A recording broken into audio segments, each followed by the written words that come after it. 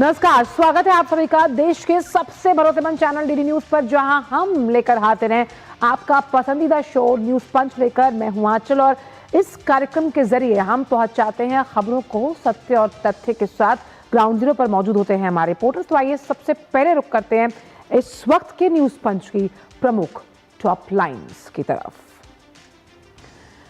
और आज न्यूज पंच में सबसे पहले बात होगी जीरो टॉलरेंस की, और वो है आतंकवाद के खिलाफ कैसे दो देश जीरो टॉलरेंस की नीति अपना रहे हैं आतंकवाद को खत्म करने के लिए, आतंकवाद को देश से बाहर निकालने के लिए। इस पर होगी विस्तार के साथ चर्चा।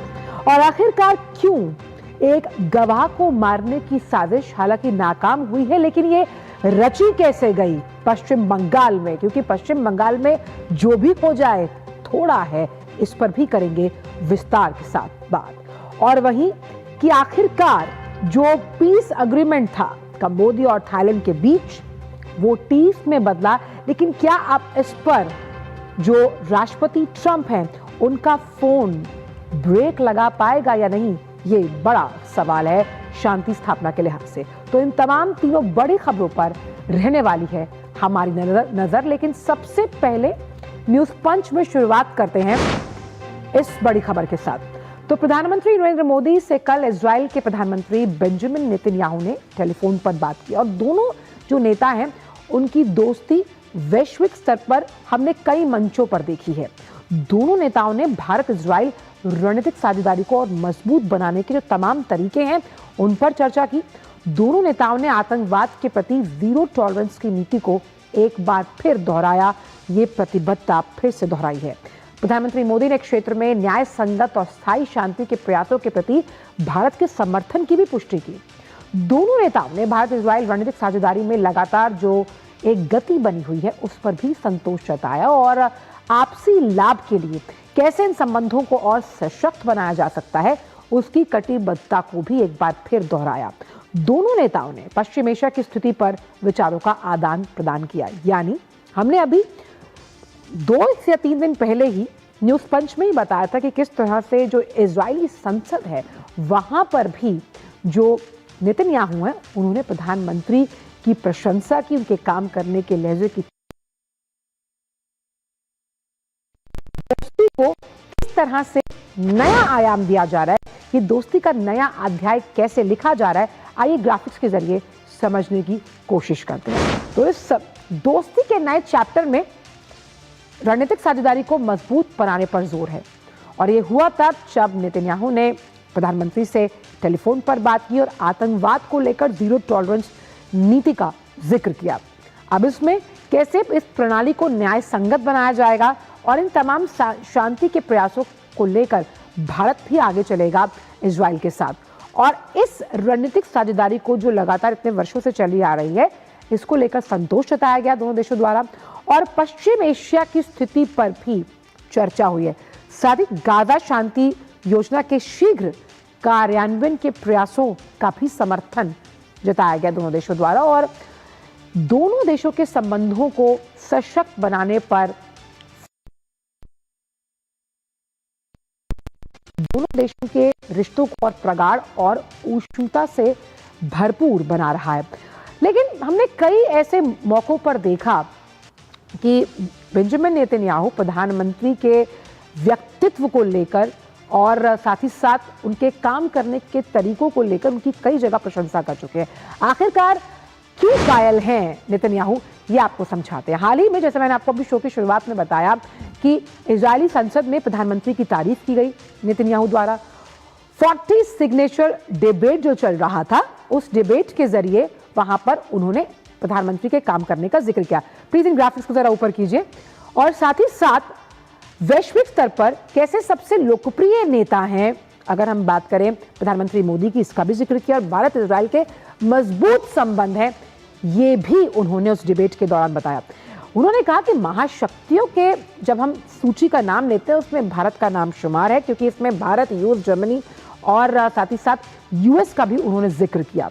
साथ ही प्रधानमंत्री से जल्द मिलने की योजना भी उन्होंने बताई कि उनका जल्द मिलने का कार्यक्रम है प्रधानमंत्री के साथ। और ये जो संसद में उन्होंने तारीफ की, उसमें कैसे भारत वैश्विक गुरु और प्रधानमंत्री को प्रॉब्लम सॉल्वर, फैसिलिटेटर और इस लिहाज से एक वैश्विक लोकप्रिय नेता माना जाता है। इसका जिक्र भी जो नेतन्याहू हैं उन्होंने अपनी संसद में किया और खास तौर पर भारत, यूएस, जर्मनी, रूस, इन 4 महाशक्तियों के बीच भारत हमेशा एक सेतु का काम करता है। ग्लोबल साउथ की प्रखर और मुखर आवाज के रूप में इसका भी जिक्र यहां किया गया। प्रधानमंत्री से जल्द मिलने की योजना पर भी फोकस जताया नेतन्याहू ने। तो इस तरह की दोस्ती रही है और इसी पर बात करते हैं। हमारे साथ हमारे संवाददाता अखिलेश सुमन इस वक्त जुड़ गए हैं। अखिलेश, आप ही थे जब हम चर्चा कर रहे थे कि कैसे इन दोनों की दोस्ती लगातार जो है वो परवान चढ़ रही है और ऐसे में आतंकवाद के खिलाफ जीरो टॉलरेंस को लेकर दोनों देशों ने जो प्रतिबद्धता जताई है, ये इस दोस्ती का एक नया अध्याय है। देखिए, निश्चित तौर पे आंचल, ये प्रधानमंत्री नरेंद्र मोदी और बेंजामिन नेतन्याहू, इजराइल के प्रधानमंत्री के बीच की जो अंडरस्टैंडिंग है वो काफी कह सकते हैं काफी मैच्योर है। और मैच्योरिटी का एक कारण ये है कि दोनों देश जो है वो आतंकवाद से पीड़ित रहे हैं। दोनों देशों के बीच में एक खास तरह का आतंकवाद है जो कि दोनों देश के सुरक्षा को एक चुनौती देता है, दोनों देश की जनता के लिए परेशानियां पैदा करता है। और उसके अलावा जो उच्च तकनीक है इजराइल के पास, उस उच्च तकनीक की भारत को जरूरत है और इजराइल को भी भारत की जरूरत है, क्योंकि भारत दुनिया का सबसे बड़ा लोकतांत्रिक देश है। भारत का एक डिप्लोमेटिक कह सकते हैं कि एक प्रभाव है पूरी दुनिया में। और इस लिहाज से देखें कि भारत दुनिया का सबसे बड़ा एक ओपन वर्क मार्केट और वर्क फोर्स भी है जो कि इजराइल जाकर काम कर रहा है। अभी आपने देखा कि इजराइल हमास जब लड़ाई चल रही थी, उस बीच में जब पैलेस्टीनियन का उधर से गजा से आना बंद कर दिया गया, उसके बाद नेतन्याहू ने भारत के जो वर्कर हैं उनको बुलाया वहां, क्योंकि उन्हें भारत के वर्करों पर विश्वास था कि ये लोग जाकर वहां किसी तरह की ऐसी स्थिति न पैदा करेंगे जो वहां की सुरक्षा के लिए कोई चिंता की बात होगी। तो यह जो भारत प्रधानमंत्री नरेंद्र मोदी और बेंजामिन नेतन्याहू के बीच का जो संबंध है वो इन्हीं कारणों की वजह से है। और दोनों देश जो है इस मामले में कह सकते हैं कि संजीदा है कि किसी भी तरीके का आतंकवाद हो, चाहे भी किसी कारण से हो, उस आतंकवाद के खिलाफ जीरो टॉलरेंस होनी चाहिए, उस आतंकवाद के खिलाफ निर्णायक लड़ाई होनी चाहिए। और इसीलिए 7 अक्टूबर 2023 को जब हमास ने इजराइल के अंदर जाकर हमला किया, निरपराध नागरिकों के खिलाफ उनका हमला हुआ, तो भारत ने तुरंत उसे आतंकवाद की संज्ञा देकर उसकी आलोचना की और उनको पूरी तरह से ये कहा कि जो बंधक बनाए हैं उन्होंने, उन बंधकों को तत्काल रिहा किया जाए। तो निश्चित तौर पे ये जो भारत का जो एक स्टैंड है प्रधानमंत्री नरेंद्र मोदी के नेतृत्व में, वह स्टैंड जो है वो इजराइल के जो आतंकवाद के खिलाफ बढ़ा रही है उसमें काफी मदद पहुंचाता है। और यही कारण है कि जब वो नेसेट में अपने बोल रहे थे अपने पार्लियामेंट में, तो उन्होंने प्रधानमंत्री नरेंद्र मोदी के जो आतंकवाद के खिलाफ स्टैंड है उसको काफी अप्रिशिएट किया और कहा कि दोनों प्रधानमंत्री जल्द ही मिलने वाले हैं।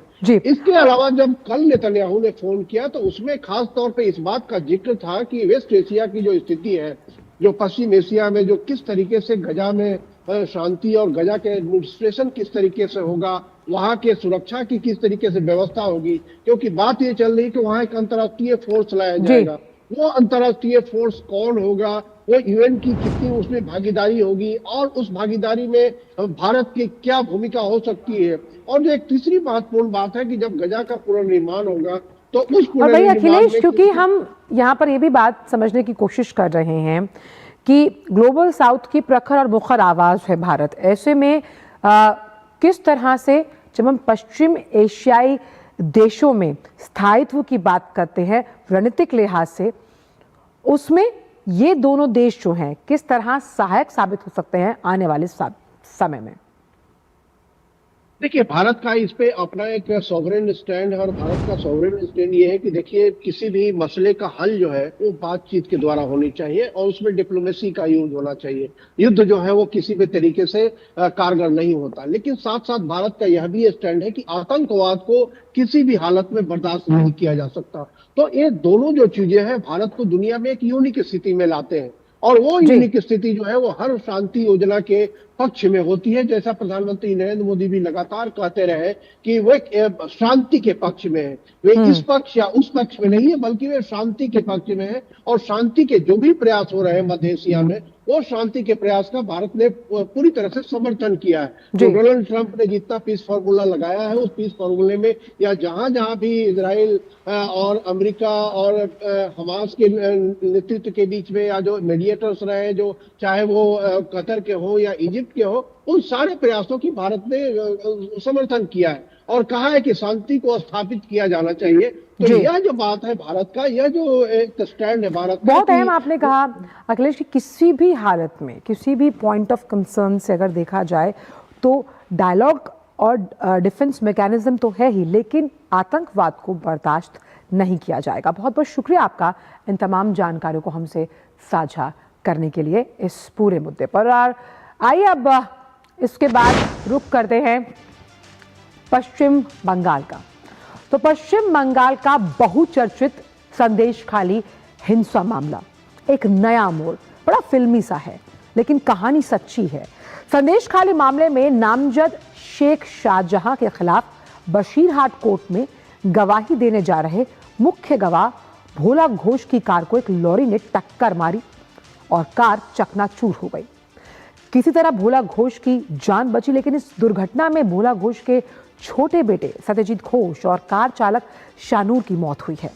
बुधवार को भोला टीएमसी के निलंबित और बाहुबली नेता शेख जहां के खिलाफ सीबीआई केस में गवाही देने जा रहे थे, तभी मुरारमारी पेट्रोल पंप के सामने उनकी कार को एक 10 पहिए वाले ट्रक ने टक्कर मारी है। स्थानीय सूत्रों की माने तो दुर्घटना के बाद ट्रक चालक बाइक पर बैठकर फरार हो गया। पॉइंट टू पॉइंट जोड़िए, कितना इस दृश्य को अगर आप दिमाग में या जहन में बिठाएंगे तो आपको लगेगा कि क्या भयावहता रही होगी उस वक्त। और इसी वजह से सवाल उठ रहे हैं कि क्या यह दुर्घटना जानबूझकर की गई। आपको बताया कि राशन घोटाले के आरोप में शेख शाहजहां के घर पर तलाशी के लिए, अगर आपको याद हो, ईडी टीम जब पहुंची थी तब भी हमला किया गया ईडी टीम पर, और इस समय शाहजहां के खिलाफ कई मामले दर्ज हैं। भोला इसी में से किसी एक मामले में गवाही देने जा रहे थे। बशीरहाट पुलिस सूत्रों के मुताबिक इस घटना में शिकायत दर्ज कराने की प्रक्रिया शुरू हो गई है, जो कि अभी भी जारी है। यानी कि कानून किस तरह से उसकी धज्जियां उड़ाई जाती हैं और किसने इस पूरे प्रकरण की, पूरे वारदात की साजिश रची। और साफ सी बात है, क्योंकि वो गवाही शाहजहां के खिलाफ देने जा रहे थे, इसीलिए शक की सुई पर घूमती है और ये बहुत ही फिल्मी स्टाइल में ये हमला किया गया। लेकिन आइए अब ग्राफिक्स करिए, आपको समझाते हैं कि आखिरकार ये पूरा मामला है क्या। तो संदेशखाली मामले में ये एक नया सनसनीखेज मोड़ सामने आया, जहां हिंसा के मुख्य आरोपी की कार पर हमला किया गया। आप तस्वीर में देख सकते हैं, कार को 16 पहियों वाले ट्रक ने टक्कर मारी। तो आप सोच सकते हैं 16 पहियों वाला भारी भरकम ट्रक अगर टक्कर मारेगा तो कार के परखच्चे उड़ना अपने आप में तय। भोला घोष के छोटे बेटे सत्यजीत घोष की इसमें मृत्यु हुई। कार चालक शानूर भी, उनकी भी मृत्यु हुई है। भोला घोष हालांकि बाल बाल बच गए और कार को कुछ दूर तक ट्रक घसीट कर भी लेकर गया। हाईवे के किनारे एक जलाशय में यह कार जा गिरी। ट्रक चालक बाइक पर बैठकर सवार हुआ। कब वो टक्कर लगी, वहां पर वो बाइक चालक क्यों मौजूद था, किसका इंतजार कर रहा था, कैसे वो ड्राइवर बैठकर फरार हुआ, कई ऐसे सवाल हैं। बशीरहाट कोर्ट में गवाही देने जा रहे थे भोला घोष और बाहुबली नेता शेख शाहजहां के खिलाफ ये गवाही थी। साथ ही बिस्वजीत घोष ने शाहजहां शेख पर हत्या का आरोप लगाया है और भोलानाथ घोष के बड़े बेटे हैं बिस्वजीत घोष। चलिए, ये तो मामला रहा कि किस तरह से ये टक्कर मारी गई, लेकिन संदेशखाली का विवाद थोड़ा पीछे चलते हैं। फिल्म में अगर क्लाइमैक्स तक पहुंचना है तो हमें उसका जो भूतकाल है उसे भी खंगालना होगा। तो शाहजहां शेख पर महिलाओं के यौन उत्पीड़न का आरोप है, अगर आपको याद हो। इसे लेकर जमकर विरोध प्रदर्शन हुआ। महिलाओं ने शाहजहां शेख पर जमीन हड़पने का भी आरोप लगाया था यौन उत्पीड़न के बदले, और भ्रष्टाचार के भी एक मामले में अगर हम देखें तो ईडी ने उनके घर पर छापा मारा। ईडी अधिकारियों पर भी भीड़ ने वहां पर हमला कर दिया था, तब भी कई सवाल उठे थे और शाहजहां शेख पर सीबीआई ने केस दर्ज किया था। शेख समेत कई अन्य खिलाफ जो उनके लोग हैं उन पर भी गंभीर धाराओं में केस दर्ज हैं। साथ ही साथ शाहजहां शेख पर 3 बीजेपी समर्थकों की हत्या का भी आरोप है। आप समझिए, बिजली विभाग के कर्मचारियों से मारपीट के भी मामले दर्ज हैं और आईपीसी की कई धाराओं पर केस है। आप धाराएं सुनिएगा, 147, 148, 149, 341 और 186। इसके अलावा 353, 323, 427, 504 और इन ऐसी बहुत सी धाराएं हैं जिनके अंतर्गत उनके खिलाफ केस दर्ज हैं। और अपने आप में अगर पश्चिम बंगाल की बात की जाए तो बड़े बाहुबली नेता माने जाते हैं शाहजहां शेख, और कहीं ना कहीं अपने इसी रसूख की वजह से, जो उनका राजनीतिक रसूख है, वो कई बार बचते भी आए। आइए अब आपको सुनाते हैं कि आखिरकार शुभेंदु अधिकारी जो हैं उन्होंने इस पूरे हादसे पर क्या कहा, और साथ ही हादसे में बचे संदेश खाली हिंसा के मुख्य गवाह भोलानाथ घोष का क्या कहना है, आपको वो भी सुनवाते हैं। ऐसा हुआ, बहुत डेंजरस अटेम्प्ट है, खतरनाक कशिश है, ये बहुत अलार्मिंग है, इसके ऊपर कार्रवाई होना चाहिए। कोर्टे जावार उद्देश्य আমি বাড়ি থেকে বেরিয়েছি। मैं 100% निश्चित हूँ कि गाड़ी में आलम था। मैंने देखा कि वह काली जैकेट पहनकर चला रहा था। हमने बोयार मारी पार की, वह लॉरी सामने चल रही थी, हमारी गाड़ी आगे बढ़ रही थी। उसने सीधे आकर मेरी गाड़ी में टक्कर मार दी, फिर मेरी गाड़ी पानी में चली गई, मैं बेहोश हो गया। मेरा अनुमान है कि यह सब योजना बनाकर किया गया है। तो पश्चिम बंगाल भाजपा ने इसे सुनियोजित हमला बताया। एक्स पर पोस्ट में ये कहा गया कि शेख शाहजहां मामले में अहम गवाह भोला घोष ने आज एक ट्रक की अगर बात की जाए उसमें उनकी कार को टक्कर मारी गई, जिसमें छोटे बेटे सत्यजीत घोष को उन्होंने खो दिया। भोला जीवन और मृत्यु के बीच जूझ रहे हैं। शाहजहां पर संदेश खाली में महिलाओं के यौन उत्पीड़न, राशन घोटाले, भूमि हड़पने और बांग्लादेशियों की अवैध घुसपैठ में मदद करने के कई आरोप हैं। क्या ये महज दुर्घटना है? ममता बनर्जी के शासन में दिन दहाड़े गवाहों को खत्म करने की साजिश हो सकती है। न्याय मिलने से पहले ही कितने और लोगों को मरना होगा, ये बड़ा सवाल है। और वहीं अमित मालविया ने भी इस पर अपनी प्रतिक्रिया जाहिर की। उन्होंने कहा कि मुख्यमंत्री ममता बनर्जी की अगुवाई में पश्चिम बंगाल में कानून व्यवस्था की यही हालत है। संदेश खाली में एक भीषण दुर्घटना में शेख शाहजहां मामले के गवाहों में से एक गंभीर रूप से घायल हुआ। ये स्पष्ट है कि शाहजहां जेल में बैठे बैठे एक एक करके गवाहों को खत्म कर रहा है। क्या इस बात में कोई संदेह है कि उन्हें ममता बनर्जी का संरक्षण मिला हुआ है? सवाल कई हैं और इसी पर जानकारी के साथ हमारे संवाददाता सौरभ दत्ता जुड़ गए हैं। सौरभ, बड़ी फिल्मी कहानी है लेकिन सच से भरी हुई, क्योंकि ये रील में नहीं, ये रियल में हुआ है। जिस तरह से भोला घोष जो गवाही देने जा रहे थे शाहजहां शेख के खिलाफ, वो बाल बाल बचे। ऐसे में पुलिस कर क्या रही है और जो पूरी प्रणाली है, ये पूरी व्यवस्था है, वो कहीं ना कहीं चरमराई हुई है।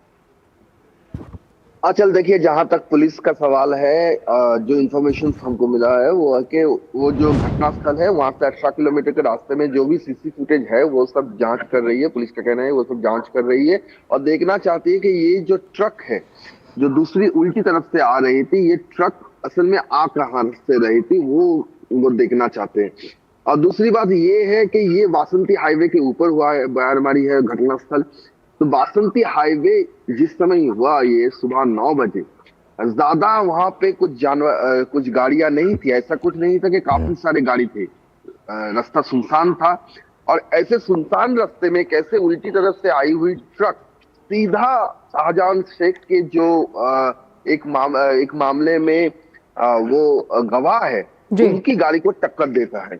और ये भी कहीं पे जाके ये भी शख्स के दायरे में आता है कि ऐसे सारे कोइंसिडेंस कैसे हो सकता है। उसी गाड़ी को टक्कर मारा जिस गाड़ी में शाहजहां का गवाह था, और ये गाड़ी आ रहा था उसमें भोला घोष का कहना है कि वो गाड़ी के जो ट्रक के जो ड्राइवर है उसको साफ तरीके से उन्हें पहचान लिया है, उसका नाम भी वो कह रहे हैं, आलम है उसका नाम। और उनका कहना है कि गाड़ी जब ये कॉलिशन हुआ उसके बाद चालक वहां से भाग गए। तो ये चालक वहां से भागे क्यों? ये ट्रक किसका है? ये ट्रक का मालिक कौन है? तो ये सारी बातें की सवाल अब तक नहीं आया, अभी तक कोई अरेस्ट भी नहीं हुआ। ये सही बात है। लेकिन क्या ये जानकारी कहीं सामने आ पा रही है सौरभ कि आखिरकार इस ट्रक कि आरसी जो है वो किसके नाम पर रजिस्टर्ड था, और ख़ास तौर पर वो बाइक सवार जिसके बाइक पर बैठकर जो ट्रक चालक है वो फरार हुआ, क्या उसकी दबिश या धरपकड़ हो पाई है पुलिस के द्वारा? देखिए, अभी तक भोला घोष के जो बयान है उस बयान में बाइक का जिक्र है। पुलिस का कहना है कि भोला घोष अभी तक कोई लिखित जो कंप्लेन है वो दायर नहीं किए हैं। जो भी कहा है उन्होंने संवाद माध्यम के कैमरा के सामने कहा है। हालांकि वो सारी चीजें को पुलिस देख रही है, अपनी तरह से जांच कर रही है। पुलिस का कहना है कि जब लिखित कंप्लेन आएगा तब उसके जरिए वो जांच को आगे ले जा पाएंगे। और एक दिक्कत ये है कि ये जो जगह है, ये जगह सीसीटीवी वहां पे नहीं है, कोई सीसी कैमरा वहां पे नहीं है।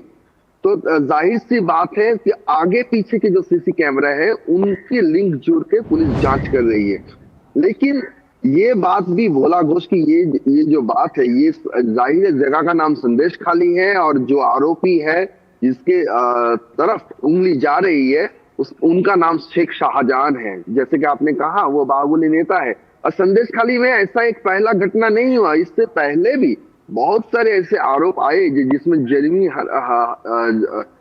जमीन हड़प करने का आरोप हो, और चाहे आदिवासी का जो जमीन है, जो कृषि जमीन था, उनको यहाँ पे जो फिशरीज में कन्वर्ट करने के लिए जिनके पास जो जमीन लिया गए हैं, वो सारे मामले में भी ऐसे एक दो केस आए थे जहां पे कहना था कि उनको बातों के लिए बुलाया गया और जब वो जा रहे थे तभी उनका एक्सीडेंट हो गया। ये संदेश खाली के लेकिन ये तो एक बहुत बड़ा सवाल है ना सौरभ की शाहजहां शेख, जिन पर अभी जिन धाराओं का मैंने जिक्र किया, इतनी धाराओं के अंतर्गत कई मामले जिसमें यौन उत्पीड़न, जमीन हड़पना, ईडी की टीम पर हमला किया गया, ये सब दर्ज है। लेकिन उसके बाद भी कहीं ना कहीं कुछ संरक्षण तो है जिसकी वजह से संदेश खाली में इस तरह की घटनाएं आम बात हैं। अच्छा जी, देखिए, शेख शाहजहां ऐसा एक व्यक्तित्व है जिनके दायरे में, जिनके डिक्शनरी में लॉ एंड ऑर्डर ये चीज कभी लागू ही नहीं हुआ। चाहे वो बिजली विभाग के खिलाफ कोई मूवमेंट हो, चाहे वो राशन घोटाला में ईडी जब उनके घर गया था तलाशी के लिए, तब जिस तरह से ईडी को घेर के सेंट्रल फोर्स के हाजिरी में वो ईडी ऑफिसर्स को लहूलुहान किया गया हो, फिर जो वहां के आदिवासी है, जो आम आदमी है, उनका जो आरोप था कि कैसे उनको मारा पीटा जाता था और पुलिस कभी कोई कंप्लेन लेती ही नहीं थी। यहाँ तक पुलिस भी कहीं ना कहीं ऐसा आया है कि शेख शाहजहां के डर से कोई कंप्लेन दर्ज ही नहीं होता। तो शेख शाहजहां वाकई में एक फिल्म में विलेन का कैरेक्टर है। जैसे फिल्मों में एक विलेन को दिखाया जाता है, ये शेख शाहजहां पे वो सारे बातें बैठ जाता है, क्योंकि एक आदमी झूठ बोल सकता है लेकिन 100 आदमी कैसे एक ही बात बोलेगा। तो इसके चलते ये भी बात सामने आई है कि शुभेंदु अधिकारी, नेता प्रतिपक्ष, वो भी कल जब प्रेस कॉन्फ्रेंस किए थे उनका वक्तव्य आपने सुनाया, लेकिन साथ साथ वो ये भी कहे कि शेख शाहजहां जेल से अपना नेटवर्क ऑपरेट कर रहे हैं। उनके पास, उन्होंने दावा किया, उनके पास पुख्ता सबूत है कि शेख शाहजहां जेल से ऑपरेट कर रहे हैं, जेल से कनेक्शन रहते हैं। यहाँ तक कि ये तो एकदम वास्तव में छवि हमने देखे हैं, मैंने खुद देखा है कि बशीरहाट महकमा अदालत में जब भी शेख शाहजहां का कोई मामला उठा हो, चाहे वो राशन घोटाला हो, चाहे वो ईडी के ऊपर हमला हो, चाहे वो ये जमीन हड़प वाली जो आरोप है वो हो, उन सारे केसों में जब भी शाहजहां की पेशी होती है, उनके जो लोग हैं वो लोग अदालत में आ जाते हैं, अदालत कोर्ट प्रीमाइसिस में आ जाते हैं, और इसीलिए आते हैं कि वो शाहजहां के कितने समर्थक हैं वो दिखाने के लिए वहां पे आता है। तो वो बहुत अहम आप बात बता रहे हैं कि जिस तरह से एक खलनायक की भूमिका में शाहजहां शेख हैं, ऐसे में जिस तरह कानून व्यवस्था को एक नायक की भूमिका अदा करनी चाहिए पश्चिम बंगाल में, लेकिन उसकी धज्जियां उड़ाई जा रही हैं ममता सरकार के अंतर्गत। बहुत बहुत शुक्रिया आपका सौरभ, इन तमाम जानकारी से साझा करने के लिए। और अभी न्यूज़ पंच में बस इतना ही। आपसे मुलाकात होगी 2 बजे कुछ और नए मुद्दों के साथ। मुझे मेरी पूरी टीम को दीजिए इजाजत। नमस्कार।